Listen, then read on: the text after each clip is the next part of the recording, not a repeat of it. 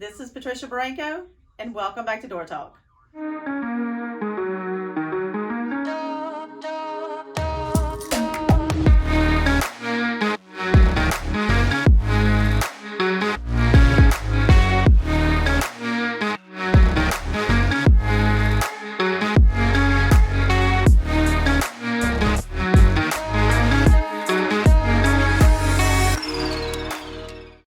Hey guys, welcome back to Door Talk. We're excited to have you with us today.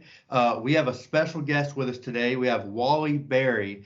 He's the AHC, DHT, lead AP, and BD+C certified. He's got all those different credentials. And Wally, I'm going to let you introduce yourself on your years of experience in the field and who you're with today.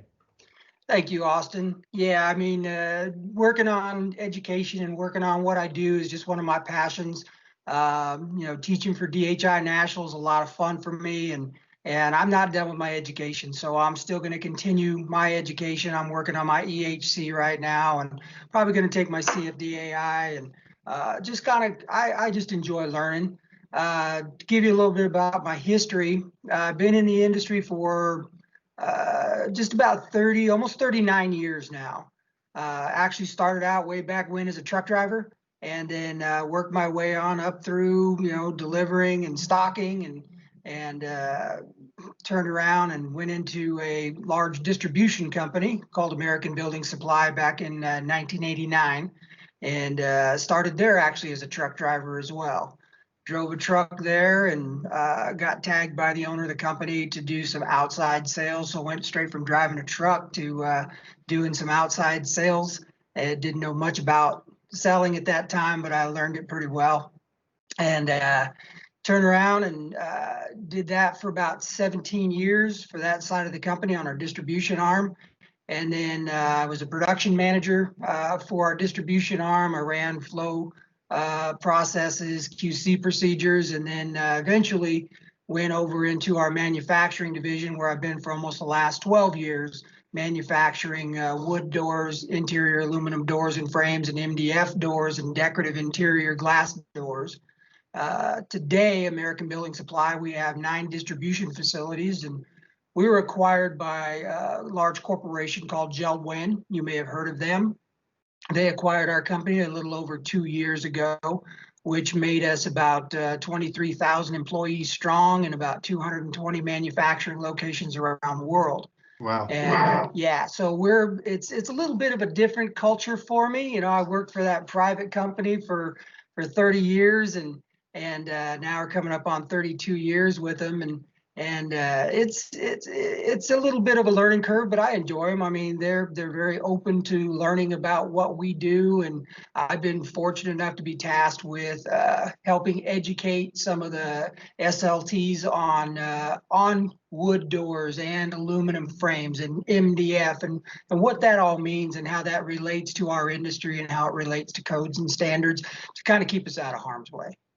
And just a little background on how me and you know each other is Wally actually was my instructor at the DHI class for the DHT section for the wood doors for the prep section, and that's how I actually met you.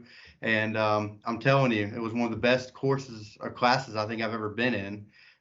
So we're excited to have you on today to discuss wood doors, because I'm telling you, guys, if you've ever met somebody more excited about wood doors, I don't think you can, other than Wally here.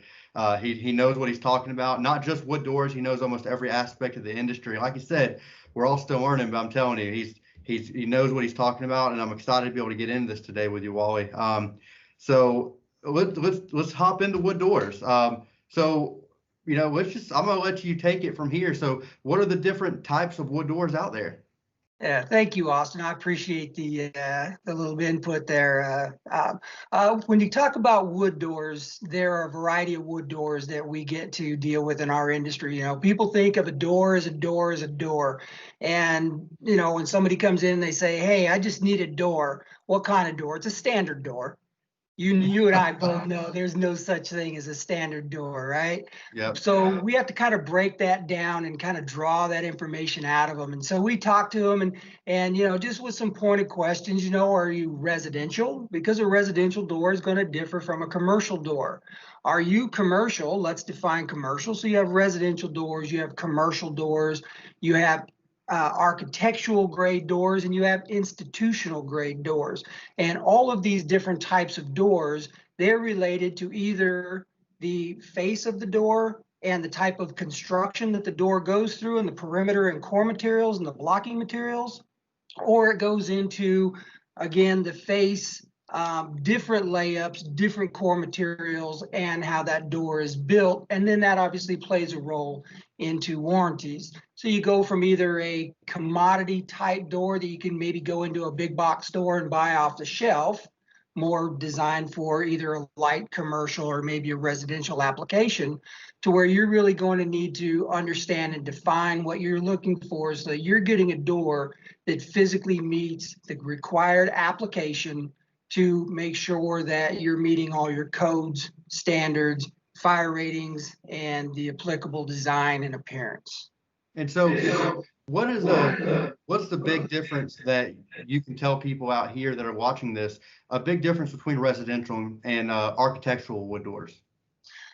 Mainly, the main difference is architectural wood doors, there are no hollow cores. Well, no, I take that back. I just fibbed to you. There is an institutional grade hollow core door. So there is a hollow core application. It's not very commonly used, but there is a specification out there for it. Your residential door would be defined kind of as your flush, smooth face door. Traditionally, it's going to be primed or ready for paint. You may have some level of hardwood with maybe a Luan or an Okame type face. And then you're going to have big honeycomb hexagonal cores in there. You're going to have some blocking only for locks. You're not going to have any overhead blocking. You're not going to have any underlayment blocking.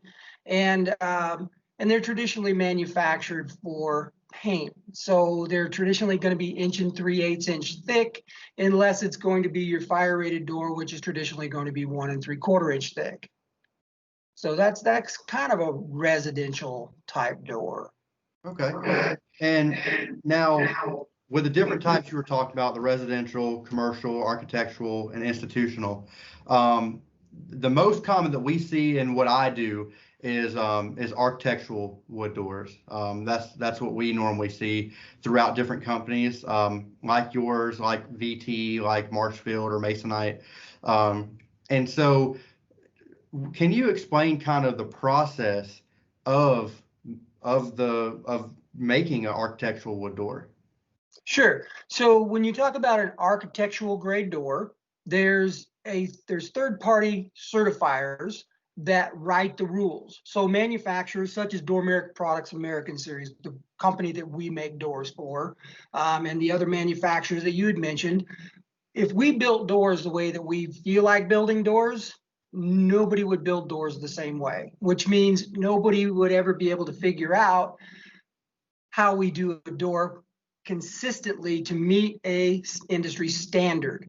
So you have folks like the WDMA and folks like the AWI, AWS that write the standards that say it's going to be built this way and it's going to perform to meet these standards. So for example, WDMA is a performance-based standard, right? And they talk about the availability for sizing, for machining, for core densities, for thickness, for layup properties for 5-ply, 7-ply. They talk about blocking requirements. They talk about screw withdraw impact. And so they're talking about the life cycle of what happens with a door. And then there's other standards out there that lean more towards a design-based standard. And they're looking for the appearance of a door. I want my flitch to be this species in this wide of a width, and I want this many flitches, and I want them laid out on the surface of my door, and I want this type of physical appearance. I want this characteristic of wood, and I don't wish to see this characteristic of wood.